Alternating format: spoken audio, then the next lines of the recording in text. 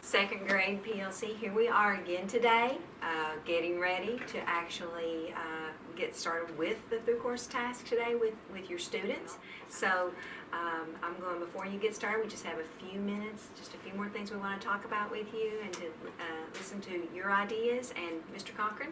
Yes, ladies, so I know you all met several times informally and within your PLC to discuss the facilitation of the tasks. What TCT did you decide upon and why? We decided on the germinating seeds. Okay, and why did you all pick that one?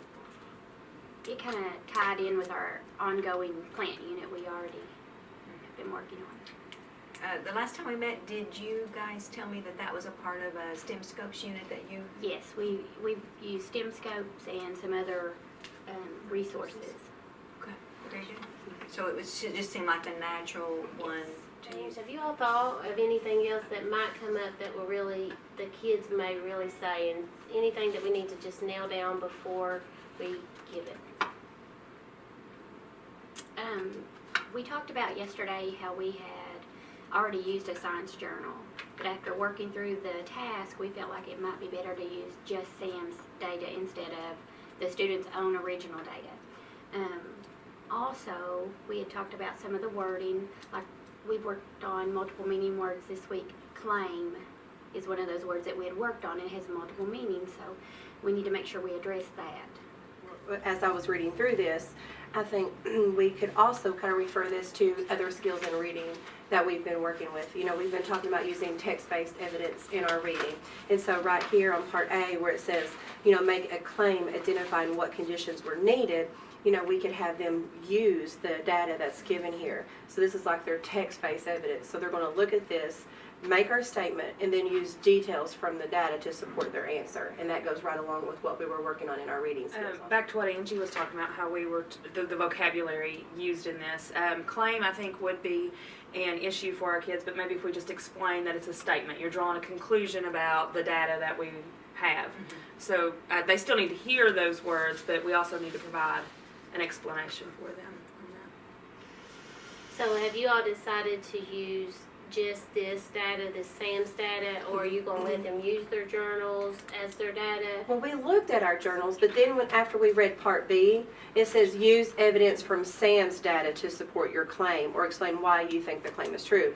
So we didn't want to get, you know, we didn't want to take away from the task, you know, when it asked us to go ahead and just use the data that was already given there for us. So we decided to go ahead and use what they gave us. One other thing that I think might be misleading to the kids is when they initially look at the paper, they're going to see 8 individual bags there, yes, rather than seeing that it's the same bags just over a period of time. So we may need to explain that.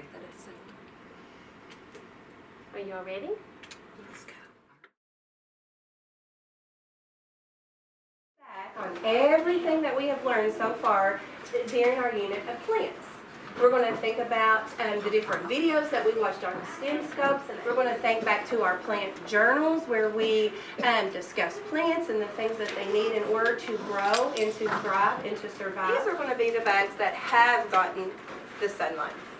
Now, on the next activity sheet that you have, this is where you're going to be analyzing that data and you're going to be telling me and showing me what you know. I have my little clip sheet right here and I'm going to be writing down some interesting things that you guys may have.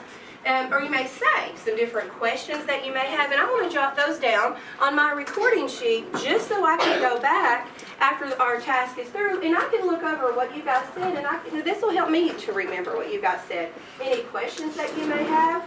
So if you see me writing anything down, that's what I'm doing. When we did our activity, we looked at our plants, didn't we? Well, Sam is another second grader, and he grew some plants as well. Sam did things a little bit different than we did. He had 3 seeds in this bag. Why do you think he left the top of the bag open? Get air. Get air. We learned a very valuable lesson with yours.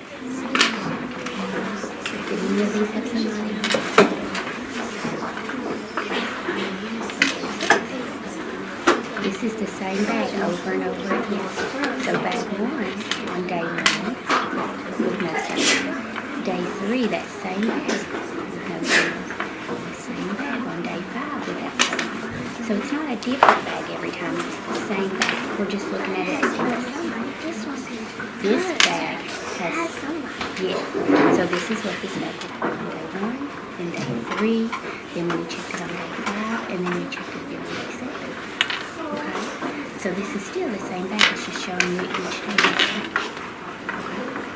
The ones that do have sunlight, what can you tell me about the patterns there? It's kind of like coming out of the side of the Steve's face. Mm-hmm. And And it's sprouting which way? up and down. Up and down. So what can you conclude by looking at this picture? If we look right here,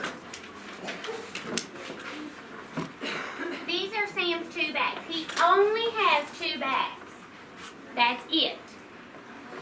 This is his day 1 bag with no sunlight. And this is his day 1 bag with sunlight. Okay? What I also noticed is when we looked at part A, Part A tells us to make a claim. And a lot of you were struggling with the word claim.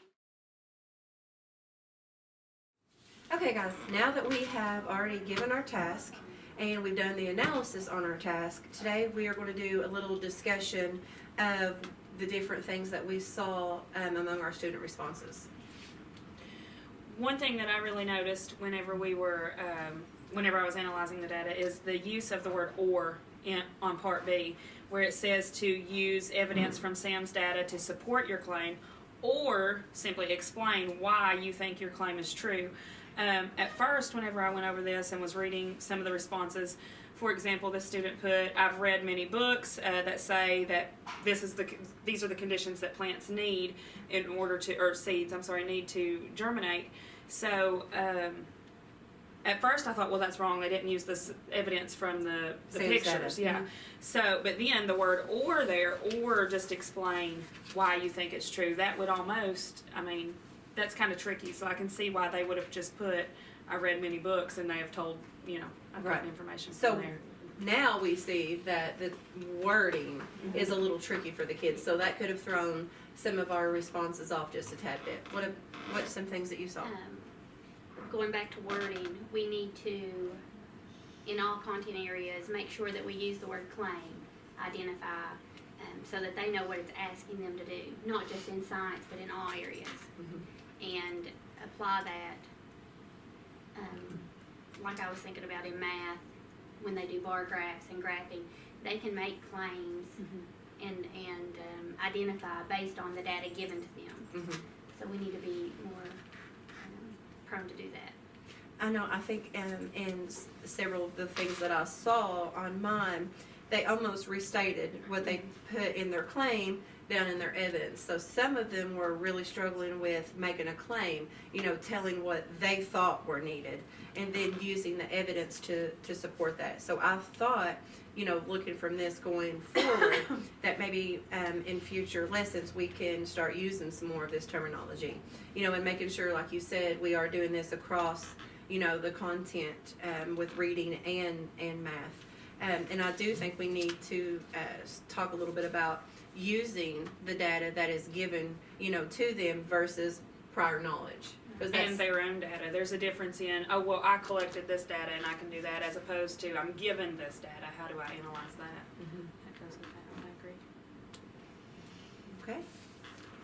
I kind of felt like Part B was a defend your claim.